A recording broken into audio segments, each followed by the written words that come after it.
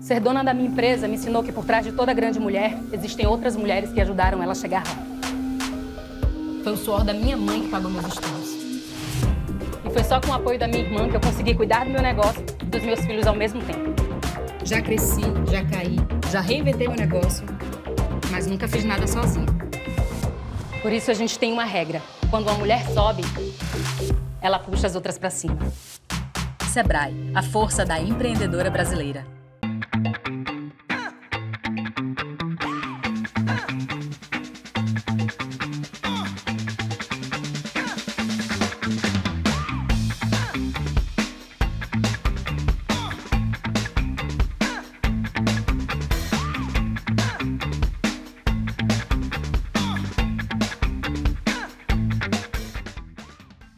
Olá, eu sou Andréa Bisker e vou ter a honra de mediar 2 painéis, onde o assunto é um dos assuntos mais desafiadores das nossas vidas, que é as escolhas que a gente faz.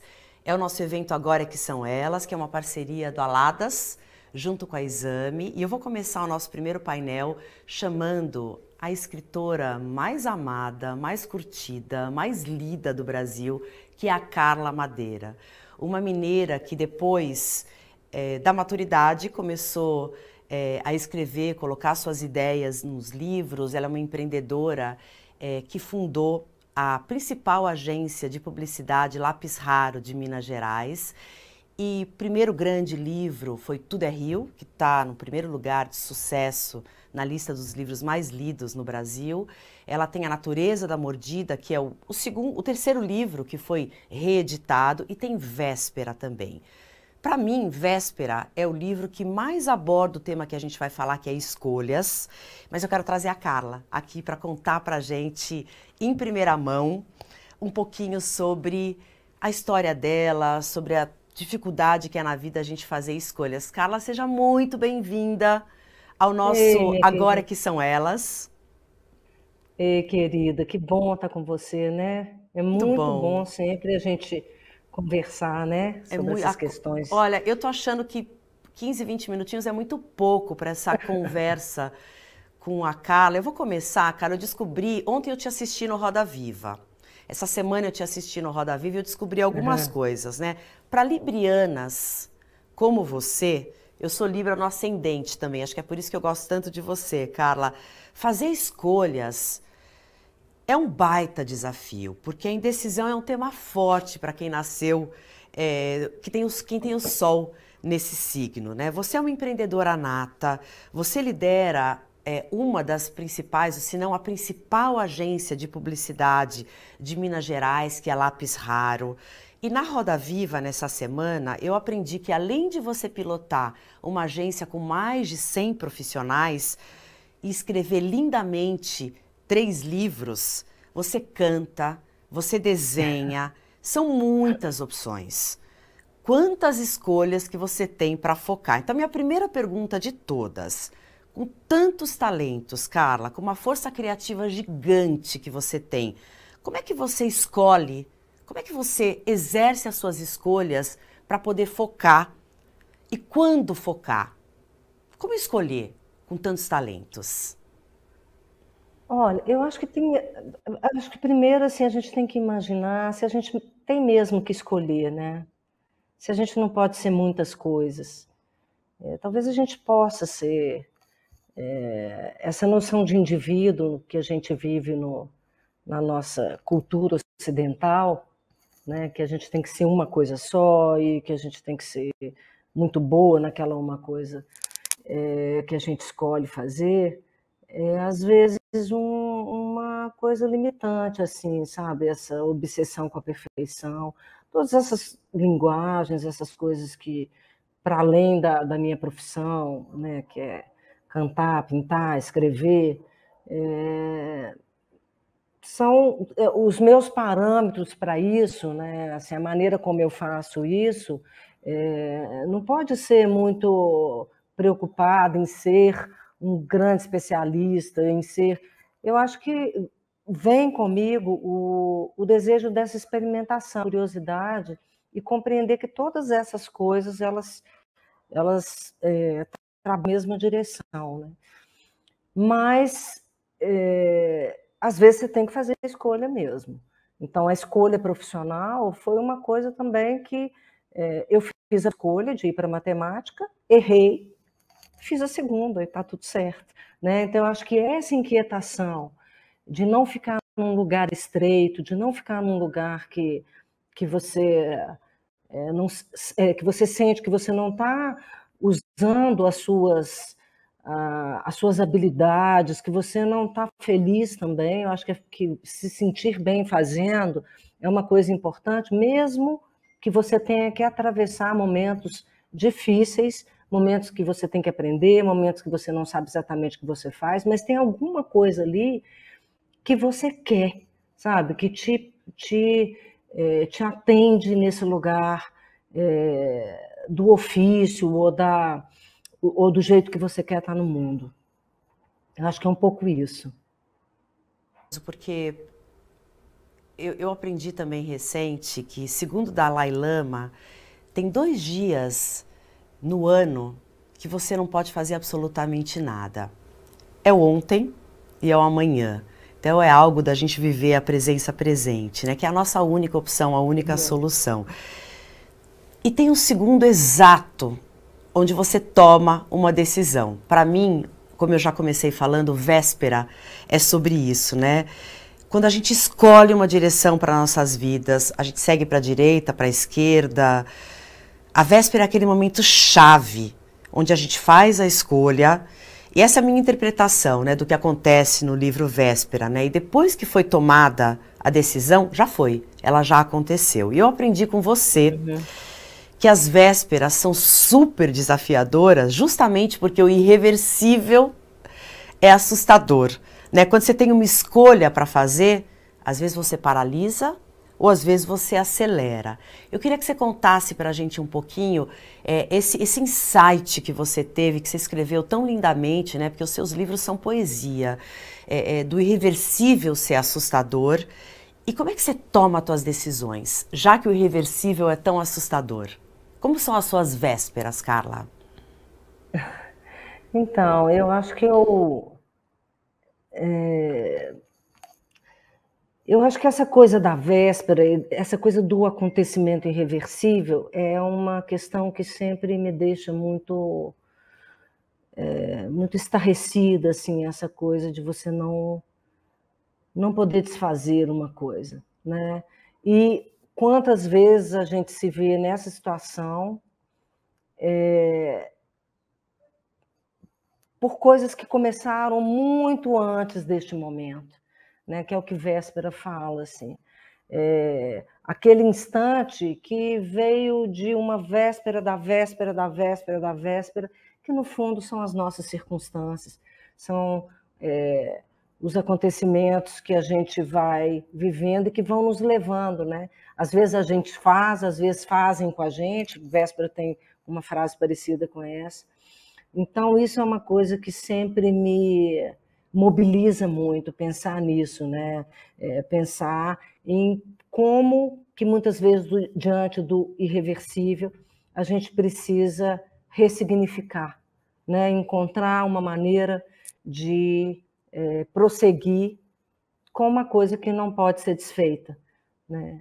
Por isso essas questões do perdão me interessam muito, as também dos rompimentos, né? Dos cortes. Então, é engraçado essa coisa, eu penso muito sobre mim, assim, eu sou libriana e acho que tem decisões que a gente demora a tomar porque elas não estão tomadas realmente, e a gente deve considerar o tempo como uma possibilidade mesmo, de parte do processo da decisão. Mas também, quando eu decido uma coisa, eu sou muito firme na minha decisão. Então, eu decidi abrir uma empresa, eu passei 4 anos trabalhando sem tirar nenhum tostão, André. Nenhum tostão. 4 anos. Mas eu tinha dentro de mim uma decisão muito, muito tomada de que eu queria que aquilo acontecesse. Né? Eu estou no meu 3º casamento, eu larguei um curso de matemática, eu tomo decisões, muitas decisões todos os dias por causa da empresa. 3º casamento. Estou no 3º casamento. Baita decisão também. Baita decisão, né? Então, eu estou dizendo isso para dizer assim, que essa questão da decisão, que eu acho que vem do meu signo, né? Que eu brinco do libriano, né? A gente conversou isso aqui antes, que tem a ver com investigar os dois lados, com pesar um lado, pesar outro lado, não achar que existe um caminho só, né? Tentar estar aberto a uma escuta, né? Fazer um giro 360 ali nas questões, eu acho que é uma qualidade importante. Mas também uma coisa que eu aprendi com muitos anos de análise, tem certas decisões que a gente não toma, o que a gente demora a tomar, porque elas ainda não estão consensadas dentro da gente, porque a gente ainda não tem a decisão, né? Então é melhor que não se tome mesmo. É melhor que a gente faça o tempo ser o nosso tempo, e não o tempo do outro, né? Muitas vezes o outro quer que a gente seja mais rápido, quer que a gente decida mais rápido, e às vezes não dá, estou dizendo... Agora, tem muitas questões que a gente tem que decidir.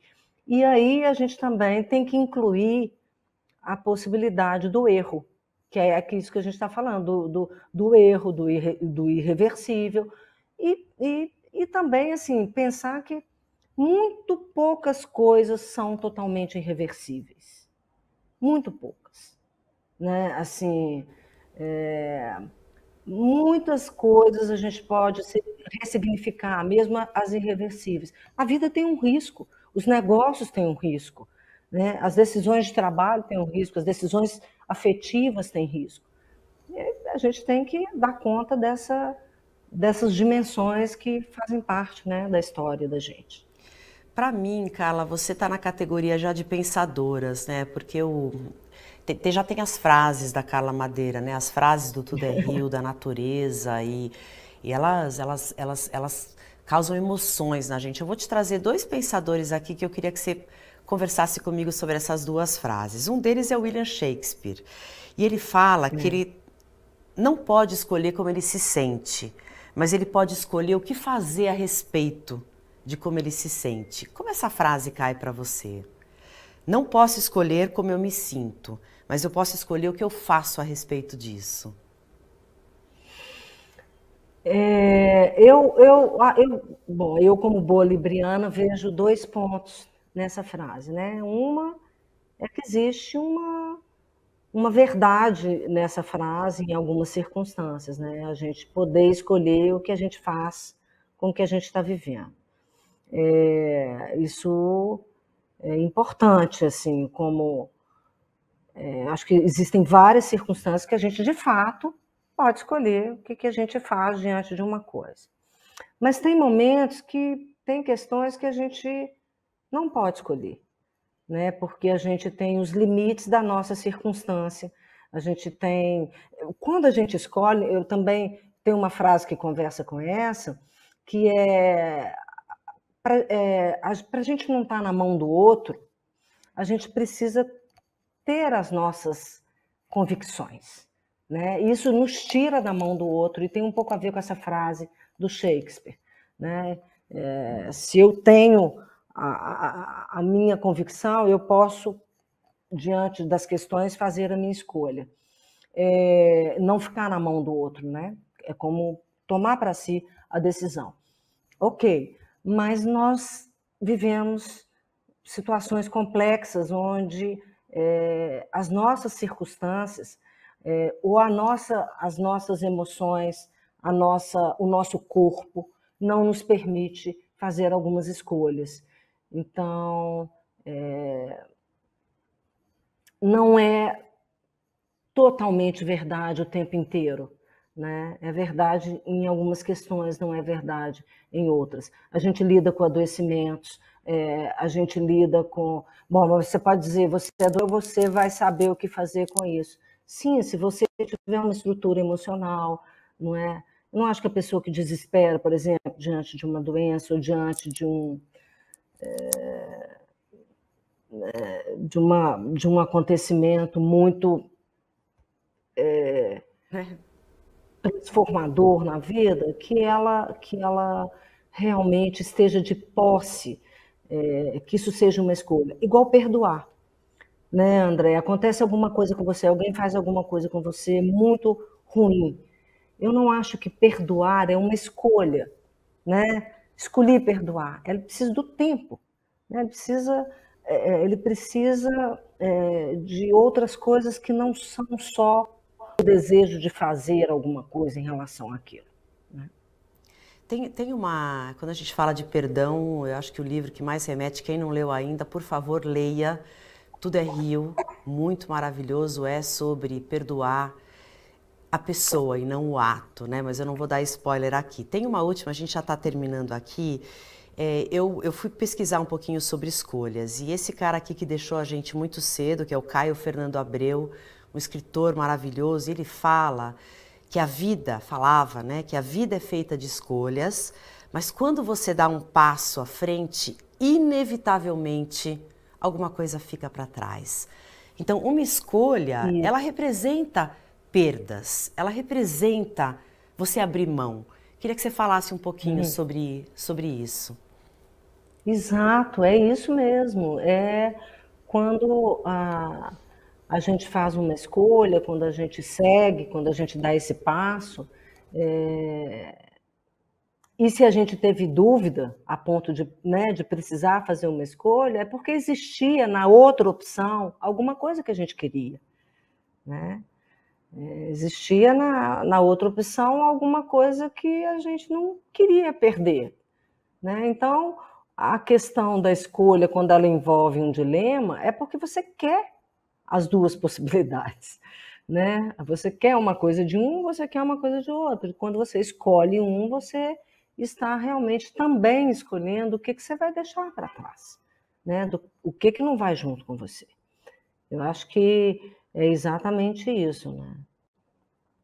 Eu acho que essa é uma das grandes dificuldades. Eu vou aqui para a minha última pergunta. Sobre empreendedorismo, Carla, a gente tem aqui uma audiência que são muitas empreendedoras ou executivas que também estão, executivos que vivenciam as mais de 35 mil escolhas que a gente faz todos os dias, né? Que é quando a gente acorda, é assim que começa o nosso dia.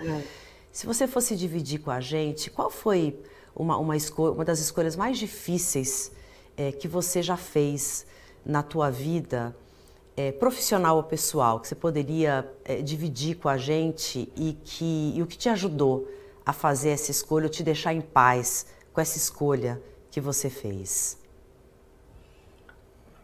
Olha, eu fiz escolhas difíceis ao longo da minha vida de empreendedora. Por exemplo, não aceitar um cliente, não querer um cliente que estava, apesar do ponto de vista do negócio, ele trazer resultado, do ponto de vista das relações e das pessoas, ele estava adoecendo as pessoas, né? Ele estava num trato que eu não poderia considerar aceitável e razoável. Então, eu fiz uma escolha clara, e pegando esses dois pontos da nossa conversa anterior, tinham coisas ali que eu gostava, mas eu achei que passou de um limite que eu precisava fazer uma escolha. Então, isso aconteceu na minha vida profissional, algumas vezes, que foram situações de colocar limites no trato, limites na relação, e levar para a minha convicção, para o meu entendimento na condução dos meus negócios, que negócio não é só negócio.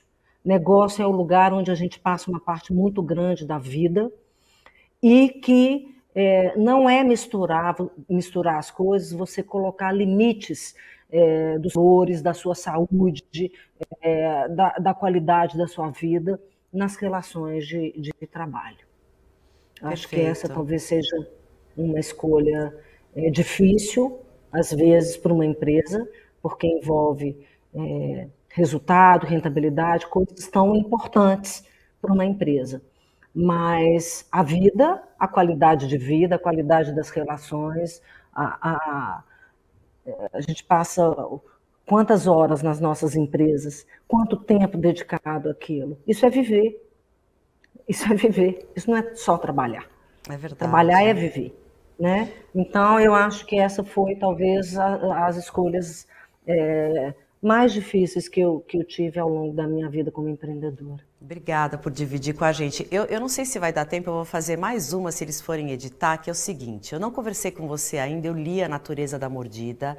Eu não sei se é dar spoiler, contar que a BA, eu queria entender se ela toma uma decisão clara no percorrer, né, no que acontece na vida dela, ou se é algo que é a doença que traz. Eu não sei se você pode conversar com a gente sobre isso, se isso é dar muito spoiler no livro, na natureza, mas ela toma uma decisão para a vida dela, né, na maturidade. É consciente ou é em função da doença? Bom, tem uma decisão que ela toma antes dela chegar na maturidade, que tem a ver com a relação familiar dela. Sim. Né? O vá, né? Vá. É um ponto. Enquanto o outro estava na dúvida, estava sem saber, estava, não, mas será que a gente não encontra uma outra maneira? Vá. Né? Vá. Então, ela, de fato, toma essa decisão. Mas ela, a partir dessa decisão, ela passa a viver as consequências dessa decisão, né? Que para ela são adoecedoras. Né? Eu acho que é um pouco isso. Mas a gente precisa voltar a se falar sobre a natureza da mordida, precisamos, né? Precisamos para aprofundar mais ainda. Carla, muito obrigada por estar com a gente. Eu acho que aqui a gente podia ficar horas, porque você tem muitas coisas para ensinar para a gente. Quem ainda não leu, quem já leu Tudo é Rio, leia A Véspera, leia A Natureza da Mordida. E a gente quer... Ontem você falou que talvez você vai fazer alguma coisa ligada a contos. Também queremos. Pois é uma possibilidade também. Queremos também, queremos mais Carla Madeira. Que bom. Para iluminar nossas vidas. Que bom, eu agradeço vocês, agradeço todo mundo que está interagindo com a gente. A oportunidade de estar aqui e meu desejo de muita força nas escolhas, vamos indo, vamos embora. A vida é essa oportunidade única da gente fazer as coisas terem sentido para a gente. Um beijo para você, muito obrigada. Olá, a gente vai dar continuidade aqui no programa Agora é que São Elas. E o nosso tema continua sendo escolhas, as escolhas que são tão difíceis da gente fazer nas nossas vidas. O Agora é que São Elas é o nosso projeto do Aladas, junto com o Exame. E eu tenho a honra de receber aqui Jennifer Coutinho, que eu vou chamar carinhosamente de Jenny. E quando a gente foi conversar, entender um pouquinho do universo da Jenny, uma das pesquisas que eu fiz, assim, o tempo inteiro, desde a hora que a gente acorda, a gente faz escolhas na vida. Segundo a internet, tem dados que mostram que a gente faz 35 mil escolhas durante o nosso dia. Tem as escolhas mais simples, como o que a gente vai vestir, o que a gente vai comer, até decisões que são muito mais difíceis. Abrir um negócio, se candidatar a um emprego. Então, são decisões que demandam muito planejamento e algumas decisões a gente tem que tomar muito rapidamente, seguir os nossos instintos. A Jennifer tem 30 anos, ela é mineira, como a nossa outra entrevistada, Carla Madeira, e ela é filha da Adriana, que com 14 anos teve a Jennifer numa condição difícil e o maior aprendizado da vida da Jenny foi que ela era capaz de tudo, que nada era o limite para ela. A Jenny estudou em escolas públicas e ela porque queria se formar numa escola federal em Minas. Ela conseguiu fazer o curso de administração. Foi quando ela começou a entender que as coisas que faltavam, ou ela ia atrás, ela tomava a decisão de ir atrás, ou ela ia ficar para trás. Uma das coisas que faltavam para ela era o inglês. Ela não teve dúvida, ela se candidatou para ir trabalhar de babá, babysitter, para sermos mais chiques, nos Estados Unidos. Aprendeu o inglês que ela precisava. E lá nos Estados Unidos, ela descobriu um dado onde, num certo momento, o IBGE trouxe um dado que 8,5 milhões de pessoas estavam desempregadas e 2 milhões a mais eram de mulheres. E por quê que as mulheres têm mais dificuldade de se candidatar a empregos? Isso fez com que a Jenny tivesse um insight. A princípio era só uma ONG, um voluntariado, né? Porque ela não pensava não em ser empreendedora. Ela trabalhou no Sebrae, mas o chamado foi maior para a Jenny. Ela fez a escolha de sozinha transformar uma paixão, transformar o propósito de vida dela no dia a dia dela com Se Candidate Mulher. Queria que você começasse contando para a nossa audiência, Jenny, como é que foi essa escolha de virar empreendedora na sua vida e apoiar milhares de mulheres como você apoia hoje, que se candidatam, tem mais coragem de se candidatar aos empregos. Não, primeiro que não preciso, eu posso ir embora, né, gente? Não preciso falar mais nada depois dessa apresentação da André. Eu acho que eu nunca vi uma apresentação tão incrível. Ai, obrigada, Caramba, eu fiquei arrepiada aqui obrigada. De você falando, assim, parabéns, assim. Linda. Meu Deus, eu tô assim, sem palavras reais. Ela já tá fazendo, ela já tá trabalhando a minha síndrome da impostora, não, que nós gente. vamos falar aqui. Não, eu tô falando de verdade. Eu acho que é importante reconhecer isso também. Eu acho que pouquíssimas pessoas conseguiram resumir a minha história de uma maneira que, nossa, que me tocasse. Ai, tanto. que Fiquei linda. sem palavras aqui Que agora. Linda. Bom, eu acho que a escolha de empreender especificamente, a gente conversou um pouco sobre isso nos bastidores, né? Talvez foi uma das escolhas mais difíceis que eu fiz na minha vida. E olha que eu fiz muitas escolhas difíceis, pelo que as pessoas puderam perceber aqui nessa história. Empreender para mim nunca foi uma opção, não era uma opção. Assim como eu acredito que para muita gente não é uma opção. Como muito bem percebido, eu tive uma criação simples, eu tive uma criação restrita em vários aspectos, principalmente financeiros. Então, o empreendedorismo remetia para mim instabilidade financeira. Então, eu queria saber o meu salário no final do mês. Eu queria ter o meu VR, o meu VT e ter aquela cesta de Natal, sabe? Que as pessoas entregam em dezembro. 13º. Exatamente, 13º e tudo mais. Então, empreender para mim não era uma opção. Nunca foi uma opção. Apesar disso, a maneira como eu fui criada, com que a Adriana me criou e com que a vida foi me criando, sempre fez com que eu tivesse uma atitude empreendedora. E eu acredito realmente que a pessoa empreendedora não é necessariamente a que é dona de um negócio. Eu acho que a pessoa empreendedora é aquela Perfeito. Eu acho que é aquela que muda o que ela faz. Ao invés de fazer de uma forma tradicional, ela faz diferente. E ora vai gerar recursos financeiros e ora recursos que não são financeiros. Então, por exemplo, eu acredito que um professor ele pode empreender na hora que ele dá aula de uma maneira diferente. Perfeito. Que um aluno pode empreender na hora que ele estuda de uma forma diferente. Então, eu meio que me apeguei a isso. E eu gostava do empreendedorismo, mas eu gostava da atitude empreendedora, porque eu não queria empreender. Então, a vida toda eu fui seguindo essa atitude. Tanto que fiz administração, trabalhei no Sebrae, trabalhei na Associação Brasileira de Startups. Então, eu brinco hoje que eu namorava com o empreendedorismo, mas jamais pra mim. Assim, empreender é ajudar o outro, jamais pra mim.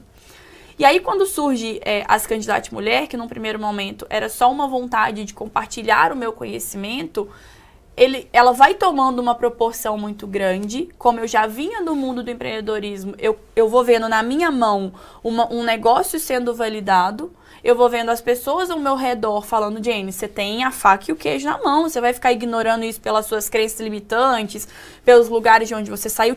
Tem gente querendo essa oportunidade, aproveita. Então, eu falo muito que as Candidate Mulher me criou como empreendedora. E aí eu me vejo num ponto de decisão de, será que vale a pena agora empreender por causa de um problema que é meu, que é um problema que pode ser de outras mulheres, e largar para trás essa questão que é tão importante para a Jennifer em prol de outras pessoas? Então ali eu acho que foi um momento muito difícil para mim. E ainda bem que eu tomei essa decisão, né? Não foi uma decisão fácil. Eu interrompi o meu intercâmbio, eu voltei dos Estados Unidos com 9 mil reais, é o que eu tinha. E aí eu fiz uma conta assim, mais ou menos de ter 3 mil reais de salário todo mês. E eu falei, então beleza, 9 mil reais, eu tenho 3 meses de existência, então Sim. eu tenho que fazer mais dinheiro para ter mais existência. Mas graças a Deus deu certo. Mas foi esse o momento de decisão do empreendedor, a relação da Jennifer com o empreendedorismo. E que você fala do problema. Conta para a nossa audiência, que problema é esse que você identificou? Eu falei, Jennifer, você tem síndrome da impostora? Porque eu, depois de muitos anos de terapia, de Lexapro e de colher alguns sucessos, eu já lido melhor.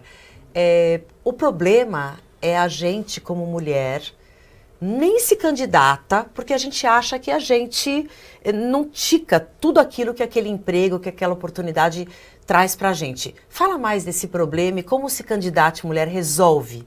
Boa. Ou pelo menos apoia, abraça a mulher. Conta pra gente. Bom.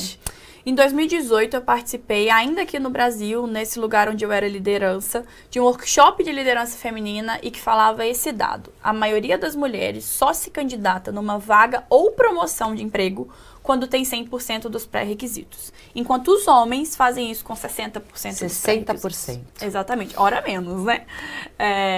E quando eu vi esse dado, eu falei, caramba, eu sou essa mulher. Eu deixo de me candidatar se eu não tenho todos os pré-requisitos. E mais... Você e todo mundo que está ouvindo a gente. Acredito, né? que sim. E mais, eu não só sou essa mulher, como na época eu era head de gente e gestão. E eu cuidava de pessoas e finanças. Juro por Deus, Andréia, quando eu abria uma vaga de emprego, mesmo sendo afirmativa para mulher, tinha homem que se candidatava. Então eu me identifiquei como mulher e como gestora. Porque eu falei, olha aí os caras sendo ousados e tudo mais. E olha só, isso não é um defeito da mulher e uma qualidade do homem. A gente está falando de traços característicos. Desde muito novas, nós mulheres, pela sociedade que vivemos, temos altos níveis e graus de perfeições exigidos. E os meninos são criados para serem mais ousados mesmo. Então a menina, desde cedo, ela tem que estar com o lacinho bem feito, com o vestidinho assentado. E o menino, ele sobe, pode estar no churrasco com o joelho todo ralado. Isso não é um problema. Então, falar de carreira da mulher, a gente está falando desde a criação dela, não é só quando ela assina uma carteira, sabe? Então, tudo isso gerou esse tipo de dado. Então, esse era o problema. Só que na época, workaholic total, trabalhando. Ah, legal. Esse dado faz sentido. Engavetei esse dado. Eu esqueci disso completamente. Passou 2 anos e eu fui embora atrás do requisito que me faltava. Olha que loucura. Era inglês. Eu tinha inglês avançado, Andréia. Você já tinha inglês? Eu tinha inglês avançado. Eu conseguia falar com as pessoas em inglês. Mas eu barrava nas vagas que me pediam inglês fluente. Olha que loucura que é isso. Loucura. E eu pedi demissão, eu tava no ápice da minha carreira, eu tinha um cargo de liderança. Você tinha 26 anos, 26. Né? Eu já era uma referência no ecossistema de startups. Na época, eu não contei pra ninguém que eu tava indo ser... au pair, que é o nome chique, né? Na época, eu não contei pra ninguém que eu tava sendo au pair. Na época, o discurso que eu construí, que eu tava indo estudar inglês fora, e que eu juntei dinheiro pra fazer intercâmbio. Mentira! Eu não tinha grana pra isso. Então, imagina a escolha que é você... largar uma carreira dessa, você ir cuidar de 3 crianças, morar na casa de uma pessoa para estudar inglês de noite porque te faltava um pré-requisito para uma próxima vaga que te buscava, que você buscava.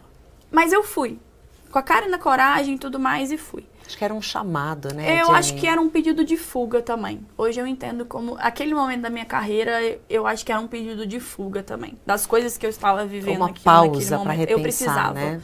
Eu era muito nova, minha carreira aconteceu muito nova por causa dessa intensidade da minha vida.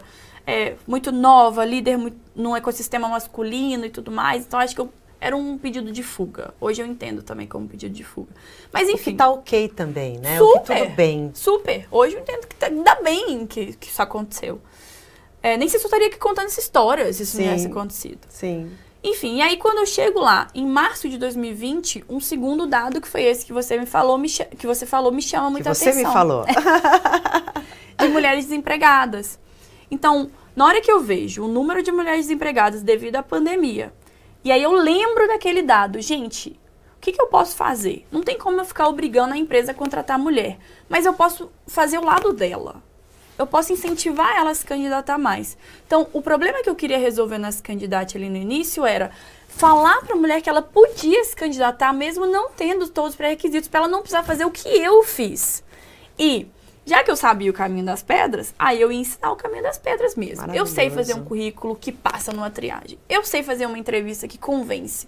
Eu sei fazer um LinkedIn que é encontrado no recrutador. Então, esse era o problema que eu queria resolver ali no início dessa candidata. E mudou tanto que a gente conseguiu validar isso, mas hoje o problema que eu quero resolver é mostrar para as empresas o quanto que é um assunto de negócios eu ter equidade de gênero dentro delas, assim, sabe? Agora, você é polarizado. Você já foi chamada de louca várias vezes, Sempre. né? E ao mesmo tempo você tem vários prêmios que você ganhou. Quando te chamam de louca, Jenny, pelas suas escolhas, o que você fala? Eu falo que as pessoas tendem a chamar de loucas aquelas que tomam decisão ou fazem escolhas que elas gostariam de fazer, mas não têm coragem. Por quê? A primeira decisão que eu fui chamada de louca foi quando eu pedi demissão do Sebrae. Então pensa, eu estava no interior de Minas Gerais, eu trabalhava no Sebrae, que era uma empresa que eu era orgulho da minha família. Você já tinha chegado onde trabalho no ninguém Sebrae chegou da e tudo família. mais. E aí eu peço demissão para trabalhar na Associação Brasileira de Startups. Ninguém sabia o que era isso. Então, para aquele cluster, aquele ambiente que eu vivia, era tipo, o que você está fazendo da sua vida? Para um trabalho PJ, você tinha CLT, você tinha VR, você tinha tudo que você queria. Só que na minha mente aquilo era uma oportunidade para algo a mais. E no Sebrae, eu amo o Sebrae, mas o que eu queria eu não ia encontrar ali dentro. Então foi a primeira vez que eu senti esse julgamento, mas fui. Na segunda vez que eu senti esse julgamento muito forte foi quando eu peço demissão de novo da ABS. Por quê? Hoje eu entendo que foi um pedido de fuga, mas na época eu estava pedindo demissão da ABS para estudar inglês fora. E pouquíssimas pessoas ainda sabiam, porque eu realmente omiti essa informação, que eu estava indo ser au pair. Então eu já fui julgada sem a galera nem saber que eu estava indo ser au pair. Então eu fui julgada porque, tipo, como que você está pedindo demissão no ápice da sua carreira para estudar inglês? Então, de novo, fui taxada de louca. E eu sou taxada de louca de novo na hora que eu decido interromper o meu intercâmbio, porque eu tinha 2 anos de visto nos Estados Unidos, estava vivendo uma boa vida lá. E aí eu volto com 9 mil reais no bolso para empreender. Então, toda hora as pessoas falavam isso de mim. Mas hoje, olhando daqui para trás, eu tenho essa conclusão de que é isso. Muita gente queria ter tido coragem para tomar esse tipo de decisão e não teve. E aí eu acho que é mais fácil chamar de louca essas pessoas do que tomar essas decisões. E agora, quando a gente pensa, né?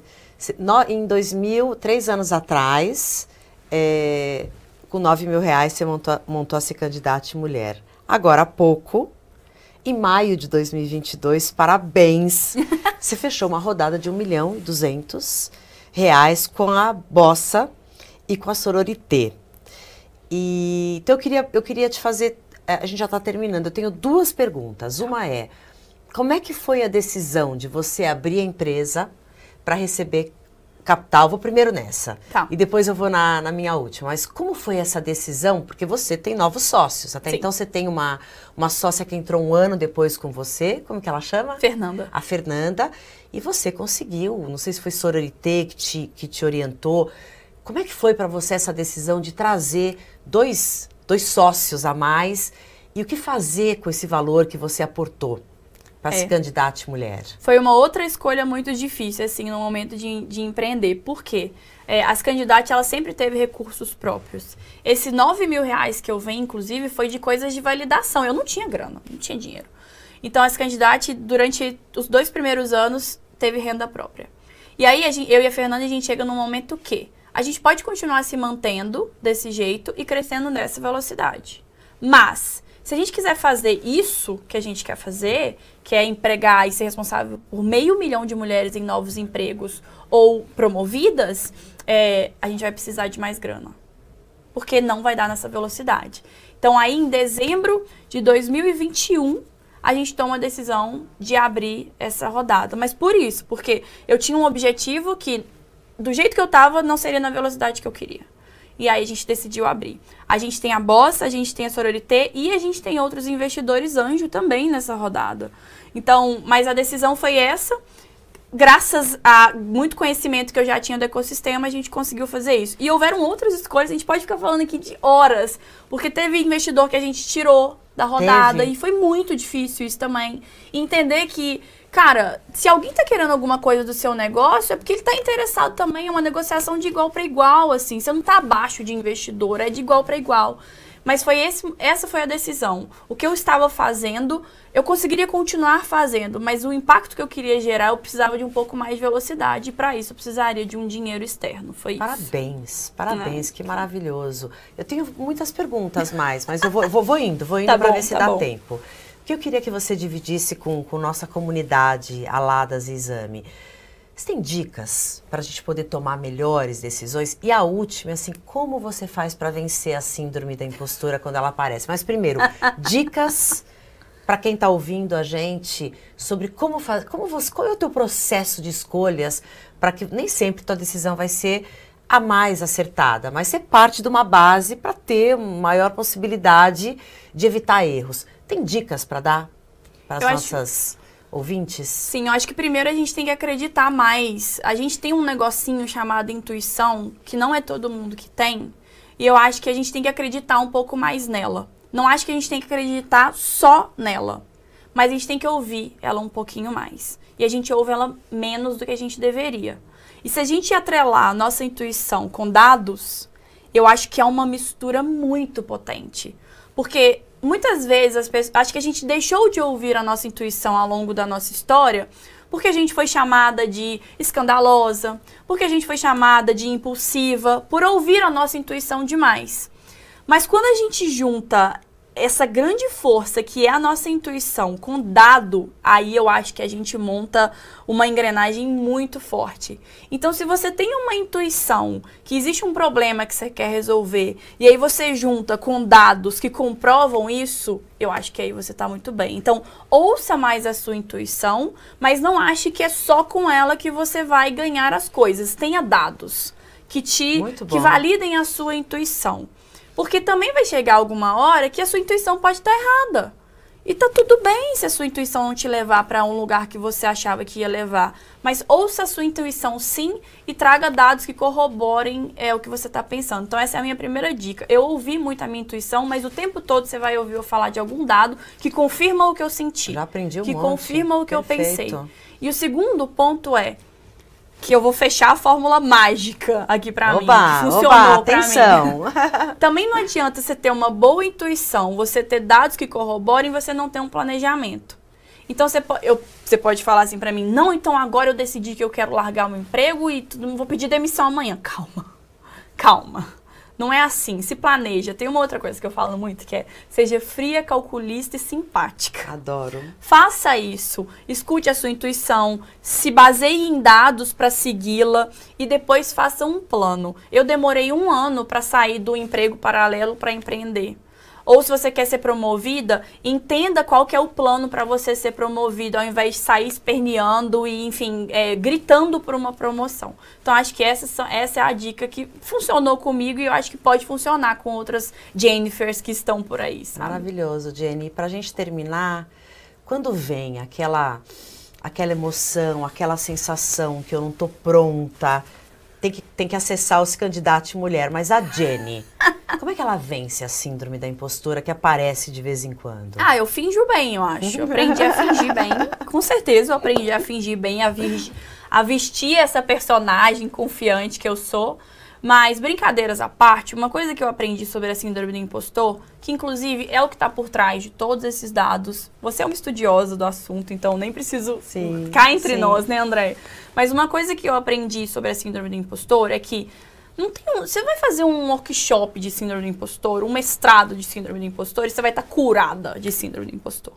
Primeiro que a síndrome do impostor nem é reconhecida ainda como uma doença. Ele é reconhecido como um padrão comportamental. Perfeito. Então, uma coisa que eu aprendi sobre a síndrome do impostor ela existe, ela vai continuar existindo. Então, a melhor maneira de você lidar com ela é aprender a lidar com ela. Então, nos dias eu já identifiquei 8 características de quando eu tô me sentindo impostora no trabalho. E quando eu vejo que eu tô com essas características muito fortes, não é o melhor dia de eu tomar uma decisão. Não é o melhor dia de eu fazer uma reunião importante. Então, o que eu vou fazer? Vou desmarcar. E vou desmarcar mesmo. Vou falar, galera, amanhã a gente fala. Hoje não. Porque eu acho que... Simples assim, né? Simples assim. A gente tem medo de fazer coisas simples. Então, acho que a melhor maneira de lidar, de Exatamente isso. A melhor maneira de lidar com a síndrome do impostor é aprender a lidar com ela. Porque ela não vai parar de existir. Ela vai continuar existindo. Então você vai coexistir com ela. A mim já vou dar até um nome pra ela, porque direto ela tá lá. Vou chamar ela de Stephanie. Vai ser o nome de... que inclusive é o nome da minha assessora de imprensa. Vou chamar ela disso, porque assim, ela sempre vai estar lá. Então hoje, quando eu reconheço esse comportamento, eu entendo mais ou menos o nível que ela tá. E eu aprendo a lidar com ela. Tem dia que é só um pouquinho. E tem dia que eu tô só a Mulher Maravilha mesmo. E não tem síndrome do impostor. É hoje o dia, entendeu? já amanheceu de brilho. Hoje eu tô maravilhosa, entendeu?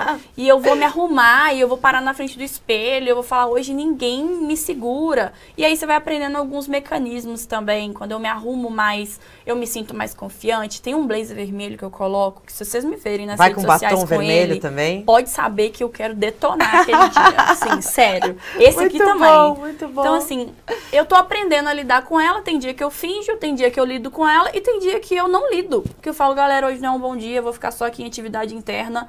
Amanhã tô de volta. Maravilhoso.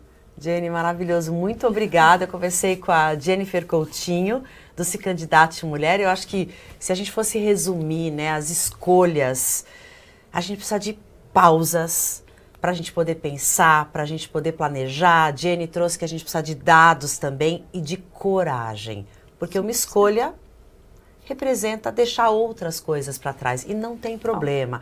Apesar do irreversível, segundo Carla Madeira, ser assustador, poucas coisas são realmente irreversíveis, né? Então, vão para as nossas escolhas, coragem e continua aqui com a gente no Agora Que São Elas. Muito obrigada.